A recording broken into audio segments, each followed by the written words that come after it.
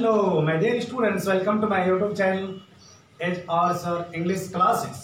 चलिए आज मैं आप लोगों को शुड हैव के बारे में बताऊंगा और शुड हैव का यूजेस क्या है। और इससे पहले वाले वीडियो में आप लोगों को शुड के बारे में ओनली बताया था और शुड भी के बारे में बताया था, लेकिन आज हम लोग बात करेंगे शुड के साथ क्या यूज करेंगे, हैव का प्रयोग करेंगे। यानी शुड आपका क्या है, मॉडल वर्ब है और मॉडल वर्ब के साथ क्या आएगा, हैव आएगा। और हैव आएगा तो आने वाला वर्ब कौन सा होना चाहिए, तो उनके बारे में हम लोग जानेंगे और इससे रिलेटेड हम लोग सेंटेंसेस को अंग्रेजी में ट्रांसलेशन करेंगे। तो चलिए लेट ना करते हुए शुरू करते हैं। और इस शुड हैव का हिंदी मीनिंग हो जाएगा यहाँ पर अर्थ के अनुसार, सेंस के अनुसार, लेकिन एक्चुअल मीनिंग इसका ये नहीं होता है। इसीलिए हिंदी सेंटेंस के अनुसार हम लोग आज इस सेंटेंस को अंग्रेजी में ट्रांसलेशन करेंगे।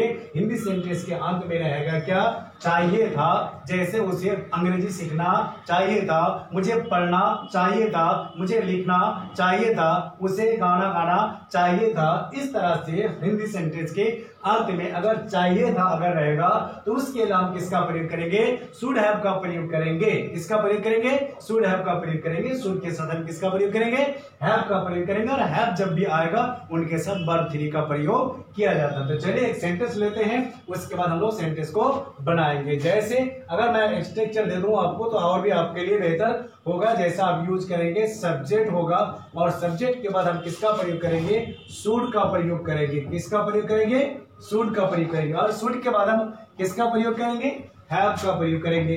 और जब हैव का प्रयोग करोगे तो उनके साथ किसका प्रयोग करेंगे, वर्ब थ्री का प्रयोग करेंगे। उसके बाद हम लगाएंगे ऑब्जेक्ट, लगाएंगे क्या लगाएंगे, ऑब्जेक्ट। ऑब्जेक्ट में कोई भी व्यक्ति वस्तु कोई भी आ सकता है सब्जेक्ट में, और उसके बाद सब्जेक्ट के बाद शुड, शुड के बाद हैव और हैव के बाद वर्ब थ्री। लेकिन आपको वर्ब थ्री याद होना चाहिए, अगर नहीं होगा तो आपको प्रॉब्लम होगा। तो मैं यहाँ दे देता हूँ कुछ वर्ब ताकि आपको समझ में आ जाए। आपका वर्ब वन है, यह आपका वर्ब थ्री है। Verb one, verb two, verb three, verb four, verb five होता है, लेकिन मैं आपको यहाँ देता हूँ वर्ब वन और वर्ब थ्री ताकि आपको सेंटेंस को बनाने में आसानी हो। जैसा आप यूज करते हैं, क्या ईट है तो ईट का वर्ब थ्री क्या हो जाएगा, ईटन हो जाएगा। उसी तरह से प्ले है तो प्ले का वर्ब थ्री क्या हो जाएगा, प्लेड हो जाएगा। इसी तरह से प्लेड होता है। इसी तरह से सेंटेंस को प्ले का प्लेड करेंगे, जैसे राइट का रिटन करेंगे, इंतजार का जैसे वेट है तो वेट का वेटेड करेंगे। इस तरह से सेंटेंस को आप जानेंगे तभी इससे सेंटेंस को बना सकते हैं। जैसे हम लोगों को अंग्रेजी सीखना चाहिए था, तुम लोगों को अंग्रेजी पढ़ना चाहिए था, हम लोगों को घर पर रहना चाहिए था, हम लोगों को समय पर दवा लेना चाहिए था। इस तरह से जब सेंटेंस को बनाओगे तो चाहिए था हमेशा सेंटेंस के अंत में रहेगा। और जब भी ये रहेगा तो हम किसका प्रयोग करेंगे, शुड हैव का प्रयोग करेंगे। तो यहाँ देखिए ये वर्ब थ्री को हम पास्ट पार्टिसिपल भी बोलते हैं। वर्ब थ्री को हम क्या बोलते हैं, पास्ट पार्टिसिपल, यानी पास्ट पार्टिसिपल यानी वर्ब थ्री। अब हम बात करते हैं, एक सेंटेंस लेते हैं, एग्जांपल लेते हैं ताकि आपको ज्यादा से ज्यादा समझ में आ जाए। जैसे आप यूज करते हैं क्या, एग्जांपल में लेते हैं, जैसे उसे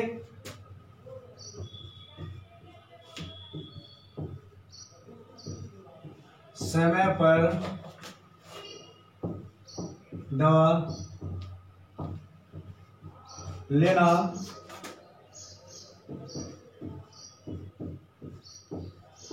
चाहिए था। तो इस सेंटेंस को बनाने के लिए आपको सेंटेंस के अंत में देखना पड़ेगा क्या है, चाहिए था। तो आपको देखना पड़ेगा चाहिए था है तो उसके लिए किसका प्रयोग करेंगे, शुड हैव का प्रयोग करेंगे। तो पहला काम होता है क्या, सब्जेक्ट लेना।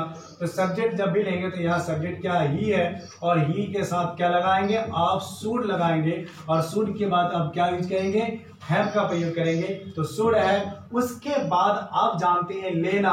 तो लेने के लिए आप अगर आपको पता नहीं है तो आपको जाना, टेक का मतलब होता है लेना और टेक का वर्ब थ्री क्या होता है, टेकन होता है। तो ये यहाँ पर क्या हो जाएगा, टेक का क्या हो जाएगा, taken, that is called taken. He should have taken medicine, medicine कब्जे समय पर। तो इसीलिए हम क्या कर सकते हैं, वन टाइम लिख सकते हैं या तो इन टाइम भी लिख सकते हैं। इस तरह से जब सेंटेंस को बनाओगे तो you should have taken medicine one time. और फिर मैं बात करती हूँ, यहाँ क्या आ जाएगा, शुड हैव हो जाएगा, किसके लिए, चाहिए था के लिए। तो हिंदी सेंटेंस के अंत में अगर चाहिए था तो उसके लिए हम किसका प्रयोग करेंगे, शुड हैव करेंगे। और शुड हैव जब भी यूज होगा इसके साथ क्या हो जाएगा, वर्ब थ्री हो जाएगा। उसी प्रकार से अगर मैं आपको कहूँ कि तुम लोगों को समय पर खाना खाना चाहिए था, जैसे उसे यहाँ आना चाहिए था, मुझे अंग्रेजी सीखना चाहिए था, तुम लोग को अंग्रेजी सीखना चाहिए था, लेकिन तुम लोग अंग्रेजी नहीं सीखे। तो चलिए एक सेंटेंस और भी लिखते हैं, जैसे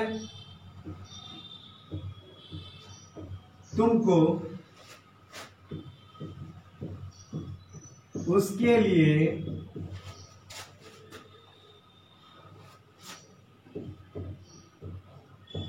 खाना लाना चाहिए था।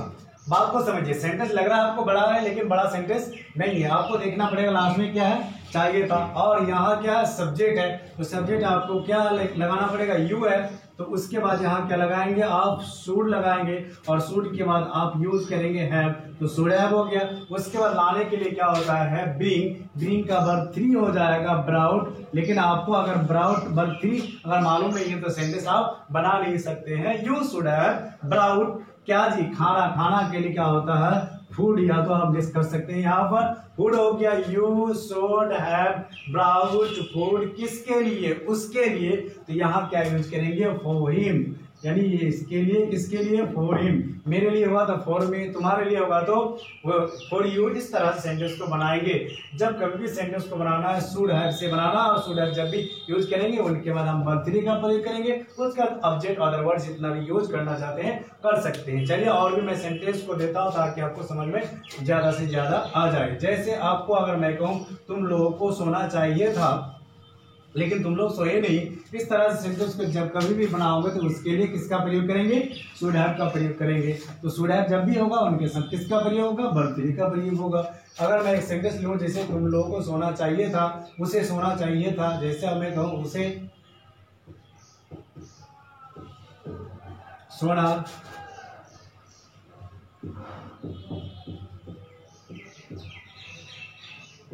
चाहिए था, तो उसके लिए क्या होगा, सब्जेक्ट चाहिए था है यहाँ भी, तो यहाँ क्या हो जाएगा, ही, और ही के साथ क्या यूज करेंगे, शुड, और शुड के साथ किसका प्रयोग करेंगे, हैव, तो ही शुड हैव, और स्लीप का वर्ब 3 होता है slept, you should have slept, मुझे सोना चाहिए था, आई शुड हैव स्लेप्ट, तुम लोगों को सोना चाहिए था, यू शुड हैव स्लेप्ट, वो लोगों को सोना चाहिए था, दे शुड हैव स्लेप्ट, मुझे इंतजार करना चाहिए था, आई शुड हैव वेटेड, तुम लोगों को खाना बनाना चाहिए था, you should have cook food, तुम लोगों को उसके लिए एक कलम लाना चाहिए था, you should have brought a pen for him. इस तरह से जितने भी सेंटेंस को बनाएंगे शुड हैव से बनाएंगे, और शुड हैव जब भी होगा उनके साथ किसका प्रयोग करेंगे, वर्ब 3 का प्रयोग करेंगे। जैसे अगर मैं आपको कहूं तुम लोगों को पानी लाना चाहिए था, यू शुड ब्राउट वाटर, तुम लोगों को पानी लाना चाहिए था, उसे अंग्रेजी सीखना चाहिए था, you should have learned English. इस तरह से जब भी सेंटेंस को बनाएंगे तो शुड हैव का प्रयोग करेंगे। बात समझ में आ गई क्लियर? अगर समझ में आ गया तो चलिए और भी सेंटेंस को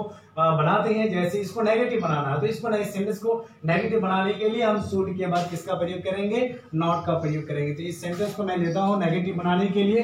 तो सबसे पहली बात आपको देखना पड़ेगा क्या है कि यहाँ उसे सोना नहीं चाहिए था, नहीं जब लिखेंगे तो इसके लिए क्या करेंगे, शुड के बाद नॉट का प्रयोग कर देंगे।